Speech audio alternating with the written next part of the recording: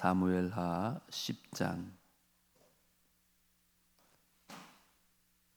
1절로부터 6절까지 한 절씩 교독합니다. 그 후에 암몬 자손의 왕이 죽고 그의 아들 하눈이 대신하여 왕이 되니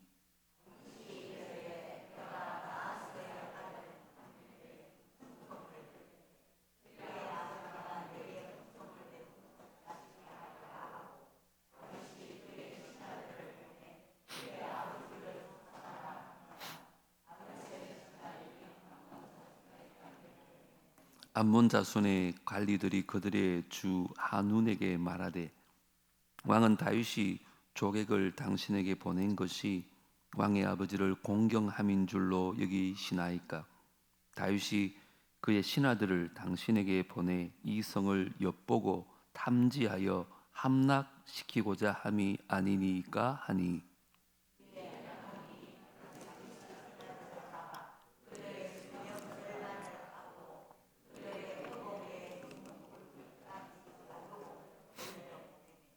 사람들이 이 일을 다윗에게 알리니라. 그 사람들이 크게 부끄러워하므로 왕이 그들을 마저로 보내 이르기를 너희는 수염이 자라기까지 여리고에서 머물다가 돌아오라 하니라. 암몬 자손들이 자기들이 다윗에게 미움이 된 줄 알고 암몬 자손들이 사람을 보내 벳르홉 아람 사람 소바 아람 사람의 보병 2만 명과 마가 왕과 그의 사람 1,000명과 돕 사람 12,000명을 고용한지라. 아멘.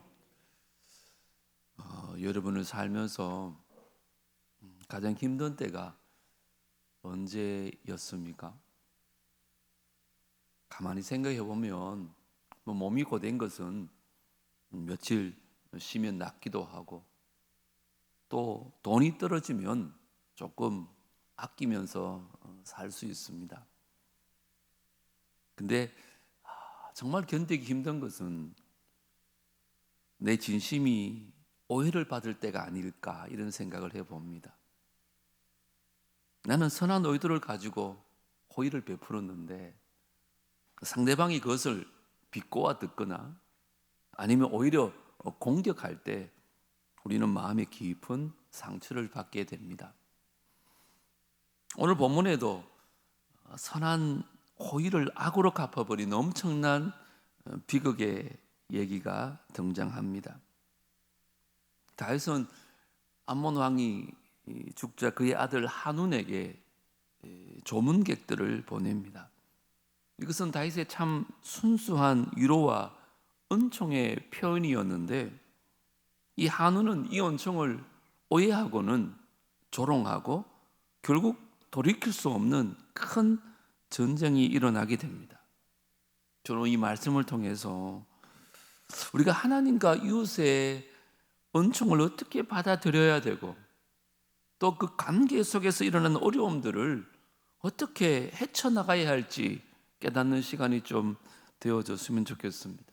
가정에서나 교회에서나 사회생활 보면 생각지도 않았던 관계의 어려움을 겪기도 하고 평소에 그렇게 잘 지냈던 사람인데 주고받는 말 한마디 때문에 서로 토라져서 말도 안 하고 등을 돌릴 때가 있잖아요. 먼저 받은 은총을 잊지 말고 늘 보답하라는 것입니다.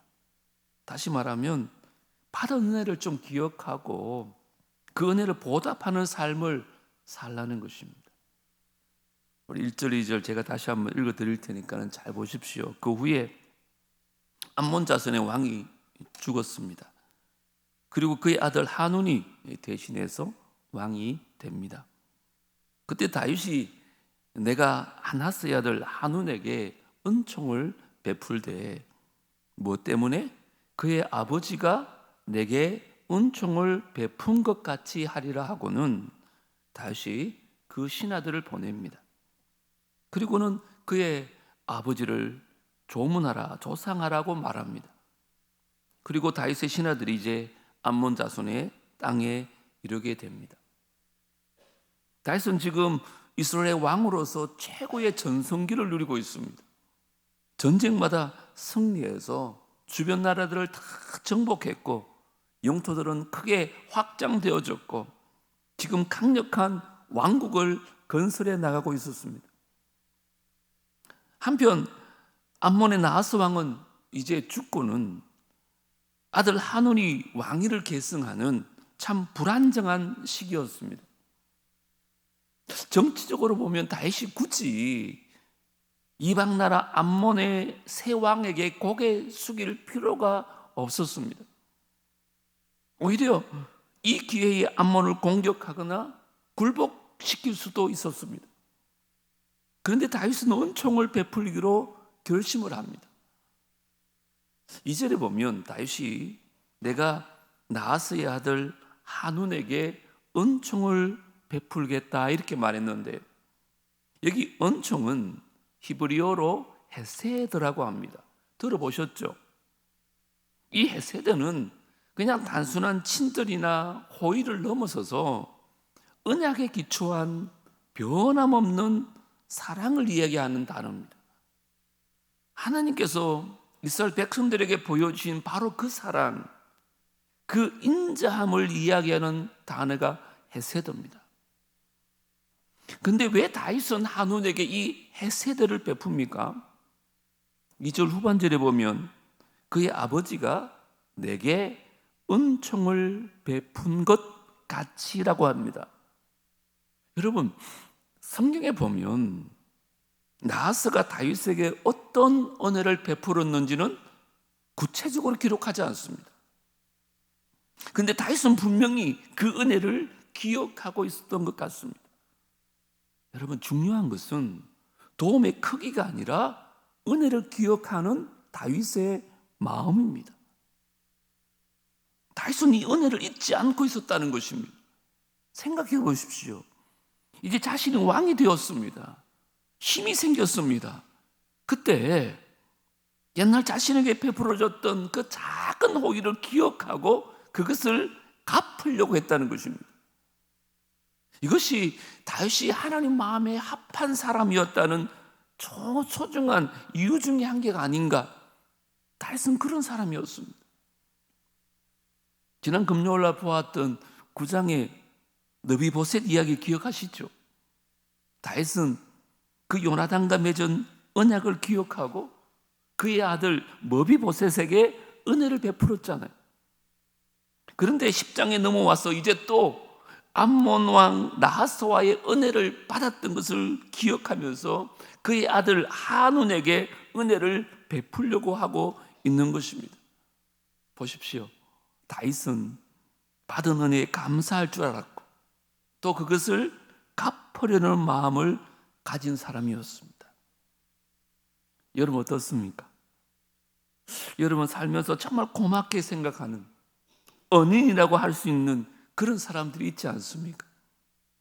근데 여러분 어떻게 하고 계시나요? 저도 마찬가지다 봅니다. 살다 보면 우리는 너무나 쉽게 그 은혜를 다 잊어버리며 삽니다. 바쁘다는 핑계로. 세월이 지나고 내가 조금 자리 잡으면 내가 고생해서 자수성가한 것처럼 그렇게 생각을 합니다. 여러분 은혜를 잊는 순간 나의 마음은 교만해지고 감사는 사라지는 것입니다. 그런데 다윗을 보십시오. 다윗의 위대한 점은 하나님께서 사람들 통해서 그에게 베풀어진 은혜를 잊지 않고 보답했다는 것입니다. 은혜를 베풀기 때문에 하나님의 은혜를 받는 것이 아니라 이미 받은 은혜를 아는 사람이 다시 은혜를 베푸는 것입니다. 여러분 기억하십시오. 은혜는 우리의 행동을 만드는 원천입니다. 다시 말하면 은혜를 아는 것이 우리 신앙의 뿌리이고 시작이라고 할 수 있습니다. 우리가 은혜를 베푸는 것은 하나님께 은혜를 얻기 위해서가 아닙니다. 이미 그리스도 안에서 은혜를 받았기 때문인 줄 믿습니다.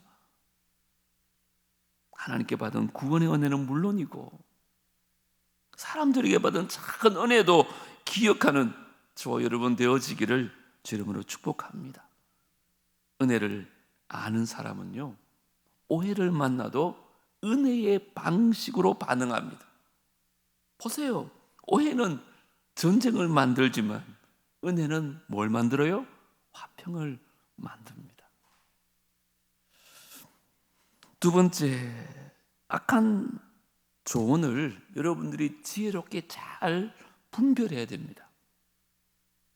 다윗의 조문 사절단이 암몬에 도착했을 때 왕의 참모들이 한운에게 어떤 조언을 하는지 우리 3절 같이 한번 읽어보겠습니다. 시작. 암몬 자손의 관리들이 그들의 주 한운에게 말하되 왕은 다윗이 조객을 당신에게 보낸 것이 왕의 아버지를 공경함인 줄로 여기시나이까?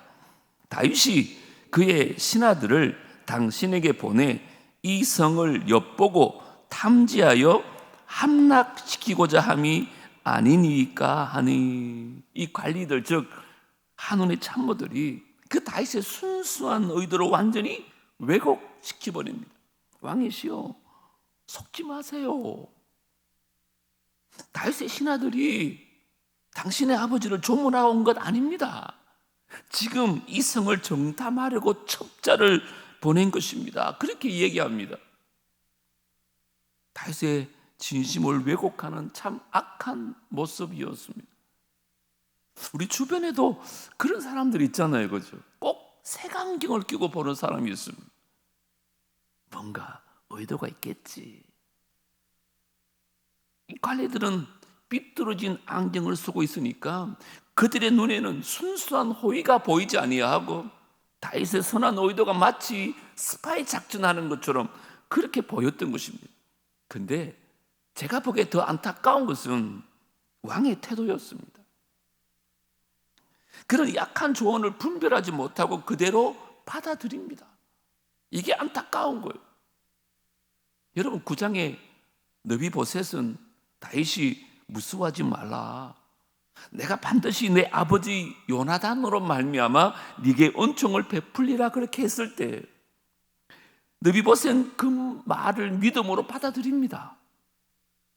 그런데 한우는 이 사실을 알아보지도 않고 다윗의 은총을 의심하고 그 참모들의 악한 조언을 그냥 덥석 받아들이고는 나쁜 눈으로 보기 시작합니다.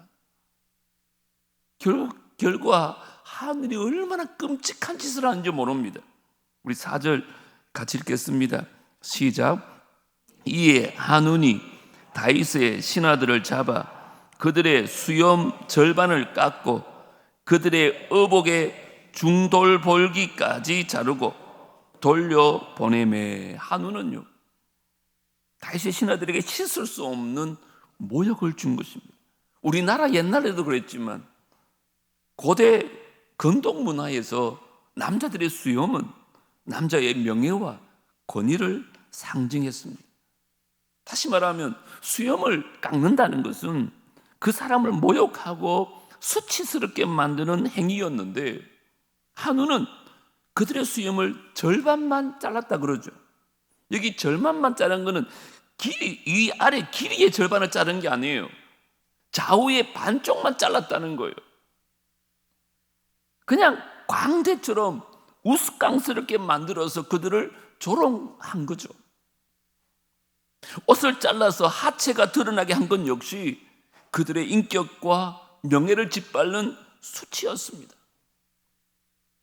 아마 다윗의 신하들은 내가 이런 수모를 당하느니 차라리 전쟁에서 장렬히 죽는 것이 더 나았을 뻔했다, 그런 생각을 했을지 모르겠습니다. 그만큼 한운의 행위는 지금 단순한 무례함을 넘어서서 외교적 모욕이고 사실상 전쟁을 선포하는 것이나 다름없습니다. 그런데요, 여러분, 우리의 말도 그렇습니다. 여러분 기억하십시오. 말은 있잖아요, 사람을 직접 때리진 않지만 이 말 한마디로 사람의 명예를 짓밟을 수는 있습니다. 안타깝지만 교회 안에서도 이런 일들이 종종 일어난다는 것입니다. 누군가가 참 순수한 마음으로 열심히 봉사하려고 하면요, 반드시 뒤에서 수근수근하는 사람들이 있습니다. 아유, 저 사람 목사님한테 잘 보이려고 저러는가 보다. 저 사람 교회에서 한 자리 차지하고 싶어서 저러지. 이렇게 부정적인 말, 의심하는 말, 이간질하는 말들이 우리 공동체를 병들게 하는 것입니다. 한온이 망한 이유가 뭘까요? 다윗이 쳐들어왔어가 아닙니다. 그의 듣는 귀가 잘못되었기 때문에 망하는 거예요. 그가 들어야 될 말과 듣지 말아야 될 말을 구분하지 못했어요. 그는 팩트가 아니라 의심을 선택했고 진실이 아니라 왜곡을 믿어버린 것입니다. 그 결과 남의 호의를 왜곡하고는 전쟁을 일으켜가지고 자기뿐 아니라 나라를 다 망하게 하는 비극을 초래하고 맙니다. 사랑하는 성도 여러분, 여러분의 귀를 좀 거룩하게 만들었으면 좋겠어요. 이게 무슨 말인가 하면 남이 와서 뭐라고 그런다고 그 인간이 그런 말을 했어? 어쩐지 생긴 게 좀 그렇더라. 처음부터 내가 느낌이 안 좋았어. 이렇게 말하지 마시고 누가 와서 남을 의심하고 비난하는 말 때 여러분 단호히 끊어버리십시오. 집사님, 우리 그렇게 부정적으로 생각하지 맙시다. 남에 대해서 부정적인 말 하지 맙시다. 설사 부족함이 있더라도 우리 그 사람 품고 좀 기도해 줍시다. 끊어버리세요, 여러분. 맞지 않고 치지 마세요. 누군가가 이 사이클을 끊어버려야 됩니다. 팩트가 아닌 그 의심에 기초한 악한 조언이 휘둘리다 보면 한운처럼 우리도 본의 아니게 남을 정죄하는, 공동체를 해치는 죄악을 저지르게 되어 있습니다. 제가 자막을 하나 준비했는데요, 여러분들이 사람에 대한 얘기를 들었을 때 가장 먼저 해야 될 일은 그냥 믿는 것이 아니라 사실을 확인해야 됩니다. 그런데 확인할 수 없는 말이라면 여러분 퍼뜨리지 않는 것입니다. 사실이 확인되지 않는 말은 기도 제목이 될 수 있어도 비난의 근거가 되어서는 안 됩니다. 그 순간 공동체는 다 깨어지고 맙니다. 세 번째, 마지막으로 이 전쟁을 좀 피하고 겸손히 회개하라는 것입니다. 이 모욕당한 신하들의 소식을 듣는 다윗이 어떻게 반응했는지, 다윗의 태도에 대해서 5절 다 같이 한번 읽겠습니다. 시작. 사람들이 이 일을 다윗에게 알리니라. 그 사람들이 크게 부끄러워함으로 왕이 그들을 맞으러 보내 이르기를 너희는 수염이 자라기까지 여리고에서 머물다가 돌아오라 하니라. 다윗은요, 이 소식을 듣고 막 분노하여서 군대를 데리고 암몬을 당장 쳐부술 수 있는 힘이 있던 사람입니다. 여러분, 이건 명백한 외교적인 모욕이고 다윗의 자신에게 이렇게 한 것은 곧 다윗에게 그렇게 한 것이나 다름없습니다. 그런데 다윗은 감정적으로 반응하지 않고 먼저 상처 입은 그의 신하들을 배려하기 시작합니다. 그들의 수염이 다 자라서 명예가 회복될 때까지 돌아오는 길에 여리고성에 머물게 합니다. 그리고 수치를 당하지 않도록 그들을 배려하는 것입니다. 너무 멋있지 않습니까? 나의 감정보다 다른 사람을 먼저 배려하는 것이 참된 리더의 모습이고 은혜를 아는 자의 반응인 줄 믿습니다. 생각해 보세요. 다윗에게는 힘이 있었습니다. 그러나 힘이 있다고 즉시 힘을 사용하지 않았습니다. 이것이 다윗의 위대함입니다.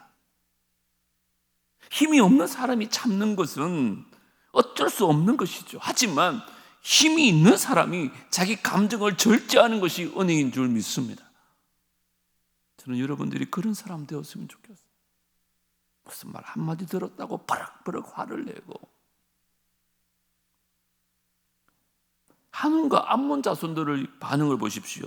우리 마지막으로 6절 읽어보겠습니다. 시작. 암몬 자손들이 자기들이 다윗에게 미움이 된 줄 알고 암몬 자손들이 사람을 보내 벳르홉 아람 사람과 소바 아람 사람의 보병 2만 명과 마가 왕과 그의 사람 1,000명과 돕 사람 12,000명을 뭐 했다고요? 고용한지라. 여기 마음에 미움이 된 줄 알고 그러죠. 이 말은 원어에 보면 자신들이 악취가 나게 된 걸 알고, 이런 뜻입니다. 무슨 말일까요? 자신들이 큰 실수를 저질렀고 다윗과의 관계가 완전히 틀어졌음을 그들이 알았다는 것입니다. 다윗에게 용납될 수 없는 큰 잘못을 저질렀음을 이들도 알았습니다. 자, 그러면 이때 한운이 어떻게 했어야 지혜로운 행동이었을까요? 느부이보셋처럼 죽은 개 같은 나를 좀 돌봐달라고 다윗 앞에 겸손히 엎드리는 것이옵니다. 즉시 사절단을 벌내가지고 다윗 왕이요, 내가 신하들의 잘못된 말을 듣고는 큰 실수를 했습니다. 당신의 그 순수한 호의를 오해했습니다. 제발 용서해 주십시오. 사과하면서 회개했어야 됩니다. 그랬으면 다윗이 용서했을까요? 안 했을까요? 분명히 용서했을 것입니다. 다윗이 자기를 죽이려 쫓아다니는 사울도 몇 번이나 용서했습니까? 근데 한우는 오히려 돈을 주고 용병들을 고용합니다. 자기 힘으로 다윗의 상대가 안 되니까 엄청난 돈을 들여서 33,000명의 군사들을 고용합니다. 무슨 말일까요? 난 잘못한 게 없다는 거예요. 한번 해보자는 거죠. 이건 자존심입니다. 자존심. 그는 회개 대신에 전쟁을 선택합니다. 한우는 사과했어야 될 자리에 군대를 모읍니다. 회개했어야 할 그 자리에 자존심을 세웁니다. 그 결과가 뭡니까? 개인의 실수가 국가적인 비극이 되어지고 마는 것입니다. 결국 31절에 보십시오. 수도 라빠가 다윗에게 점령을 당했고 암몬의 모든 백성들이 이스라엘의 노예가 되는 비참한 일이 생깁니다. 여러분, 우리도 이럴 수 있다는 것입니다. 우리도 이런 비참한 꼴을 당하기 전에 겸손하게 우리의 잘못을 인정하고 회개해야 됩니다. 나는 옳고 당신은 틀렸다는 생각을 하는 사람은요, 평생 부딪히며 삽니다. 이런 사람이 꼭 있습니다. 반면에 내가 틀렸을 수도 있다, 이런 마음을 가지고 나갈 때 관계가 회복되어지는 거예요. 나는 항상 맞고 너는 항상 틀렸어, 이런 사람이 제일 문제입니다. 가정에서나 교회에서 일어난 갈등들을 보십시오. 그때 막 자존심 세우느라 전쟁 치르지 마시고 겸손하게 자신의 잘못을 인정하는 것이 가장 현명한 선택입니다. 그걸 부끄러워해서는 안 됩니다. 교회에서도 마찬가지입니다. 제가 목회하다 보면 너무너무 안타까운 게 그겁니다. 뻔히 자기가 잘못했는데도 불구하고 잘못을 시인하지 않습니다. 내가 잘못 알고 실수로 남에게 상처를 줄 수 있잖아요. 그러면 뭐 어떻게 해야 됩니까? 내가 생각 없이 말해서 상처를 드렸네요. 용서해 주십시오. 겸손히 고백하면 은혜가 임하는 거죠. 그걸로 끝이 납니다. 그런데 대부분 어떻게 하는 줄 알아요?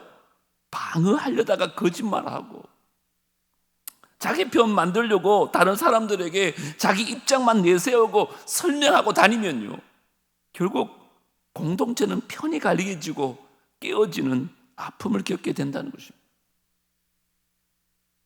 한우는 돈으로 평안을 사려고 했지만 결과적으로 파멸을 앞당기는 일이 되었습니다. 기억하십시오. 용병은 돈으로 살 수 있어도 화평은 돈으로 살 수 없습니다. 화평은 오직 회개와 용서에만 비롯될 수 있는 것이 화평입니다. 특별히 하나님 앞에서 변명이 통하지 않아요. 여러분, 잠언 28장 13절 한번 같이 읽어보겠습니다. 시작. 자기의 죄를 숨기는 자는 형통하지 못하나 죄를 자복하고 버리는 자는 뭐요? 불쌍히 여김을 받으리라. 아멘.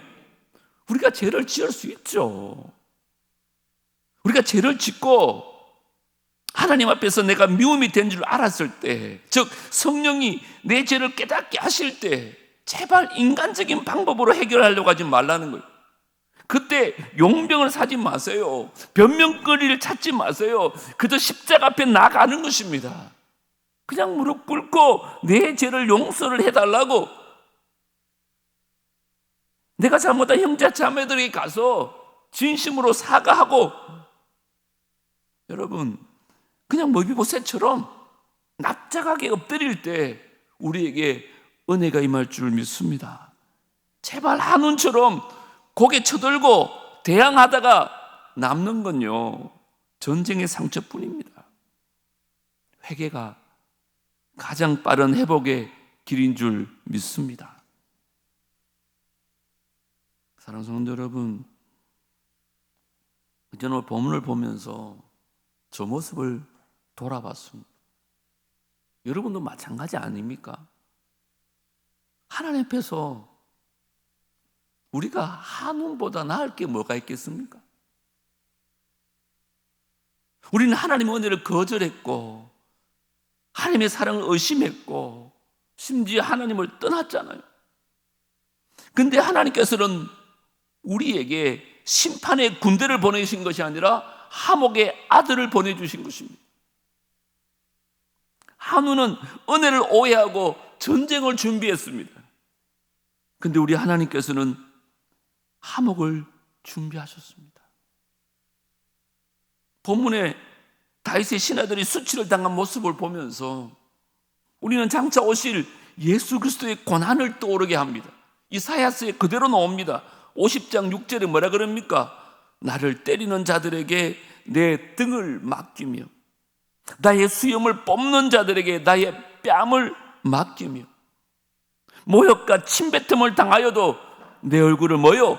가리지 아니하였느니라. 이게 우리 주님이십니다. 뭐 때문에? 저와 여러분의 죄 때문에. 하느니 그 다윗의 신하들에게 했던 그 모욕을 우리 주님이 십자가에 다 받으셨어요. 왜요?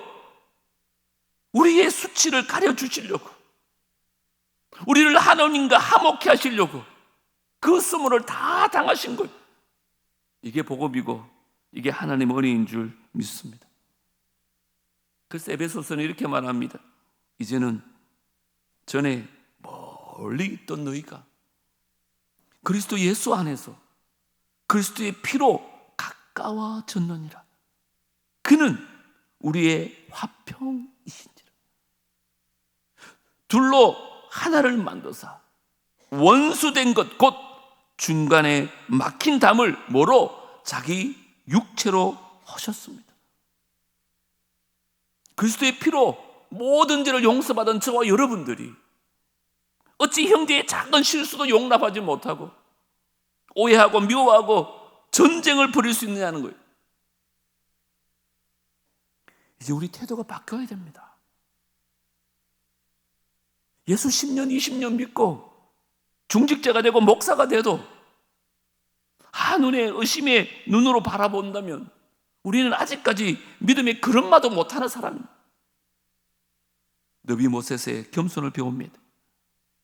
제발 남의 눈에 있는 티를 욕하기 전에 내 눈에 들보를 먼저 깨달으십시오. 그리고 세상이 나를 오해한다 할지라도 우리는 끝까지 은혜를 베푸는 자가 되셔야 됩니다. 그게 바로 우리 예수님이셨습니다.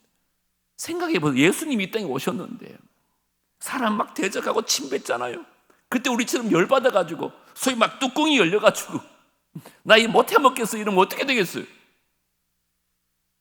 주님 얼마든지 자신을 변화할 수도 있습니다. 하늘의 천군 천사를 다 부를 수도 있습니다. 그런데 예수님 침묵하셨어요. 왜요? 우리를 구원하시기 위해서. 그래서 주님은 자신이 받은 모욕보다 뭘요? 우리의 구원을 더 크게 여기신 것입니다. 뭐가 중요한디? 뭐가 중요한디? 여러분, 가는 말이 고와야 오는 말이 곱다는 말이 있지만 요즘은요, 가는 말이 고와도 오는 말이 거칠 때가 많습니다. 왜 그럴까요? 이 죄악이 가득한 이 시대 현실입니다. 너무 기대하지 마세요. 그럴 때 제발 부탁합니다. 감정적으로 행동하지 마시고 예수님을 생각하시기 바랍니다. 그 길밖에 없습니다. 예수님이 인류의 구원을 위해서 하늘 영광 버리시고 인간으로 오셔가지고 모든 사랑을 다 베푸셨지만 인간들은 그를 배반합니다. 그를 조롱하고 침뱉고 때리고 수염을 뽑고 마침내 십자가에 못 박아 죽입니다. 그런데 우리 예수님 끝까지 참으십니다. 왜요? 모든 민족을 구원하기 위한 하나님의 선하신 뜻을 이루기 위해서입니다. 그런데 오늘도 하나님은 저와 여러분을 통해서 모든 민족을 구원하시는 구원의 역사를 이루기를 원하고 계시다는 것입니다.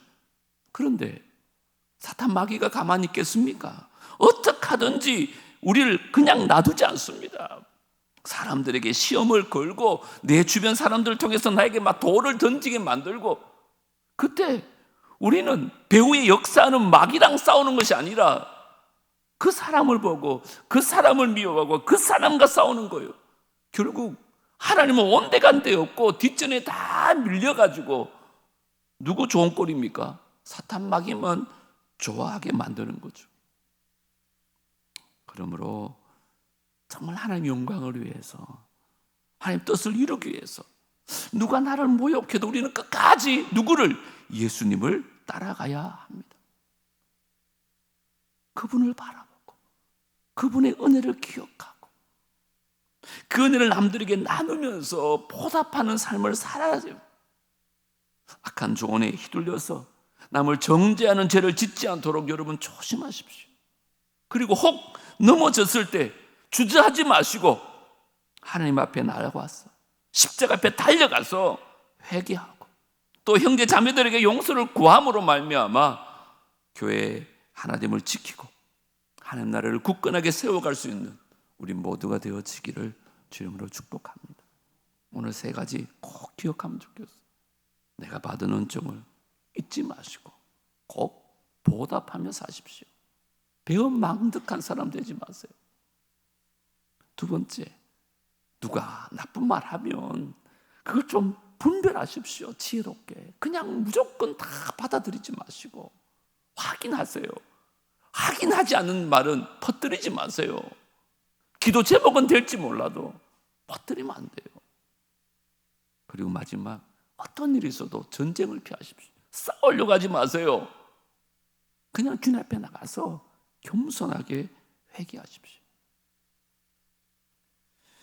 이 찬양팀 나오시겠습니다. 오늘 말씀 들으면서 여러분 혹시 내가 누군가를 오해했던 일이 떠오르십니까? 혹은 내가 잘못된 말을 듣고 누군가를 판단했던 일이 있습니까? 아니면 반대로 내가 참 선한 일을 했는데 오해를 받아가지고 마음이 아팠던 적은 없습니까? 오늘 우리 십자가 앞에 다 내려놓읍시다. 주님, 제가 받은 은혜를 기억하게 하시고 오해와 상처 앞에서도 예수님처럼 반응하게 해달라고 오늘 이 마음 가지고 함께 부르고 싶은 찬양이 있습니다. 내 주의 은혜의 강가로는 찬양인데 다 같이 하시겠습니다.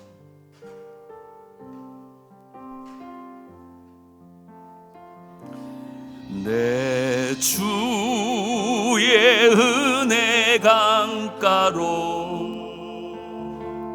저 십자가의 강가 강가로 내 주의 사랑 있는 곳, 내 주의 강가로, 내 주의 은혜 강가로, 내 주의 은혜 강가로, 저 십자가의 강가로, 내 주의 사랑 있는 곳, 내 주의 강가, 가란 나의 영혼을, 가란 나의 영혼을 생수로 가득 채우소서. 아멘. 피곤한 내 영혼 위에 내 주의 은혜 강가로, 저 십자가의 강가로, 내 주의 사랑 있는 곳, 내 주의, 우리 처음부터 찬양합니다. 내 주의 은혜 강가로, 내 주의 은혜 강가로,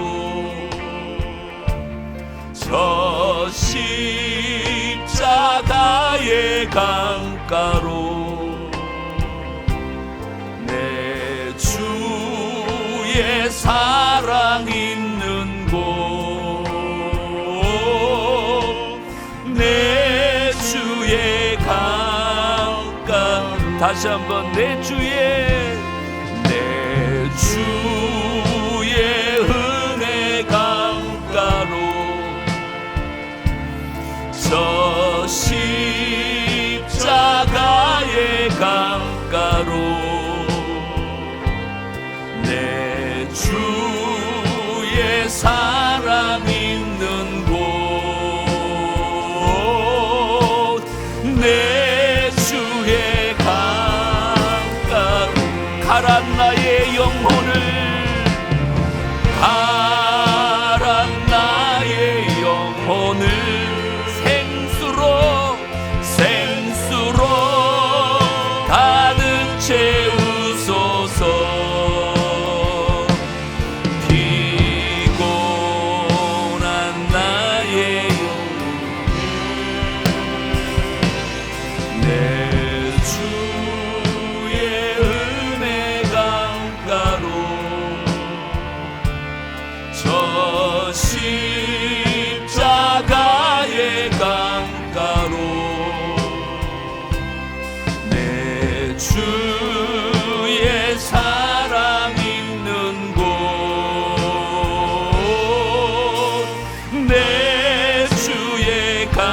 우리 가슴에 손을 얹고 찬양합니다. 가란 나의 영혼을, 가란 나의 영혼을 생수로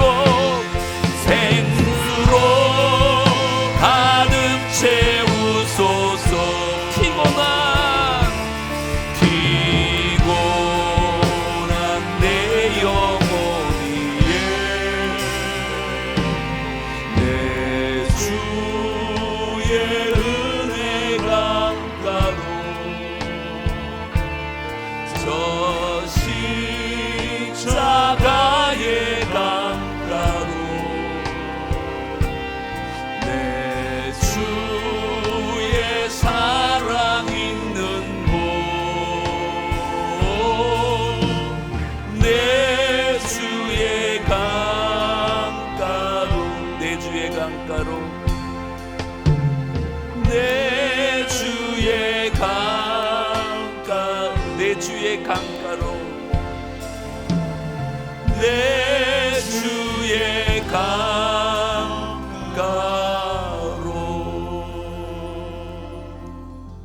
이 시간에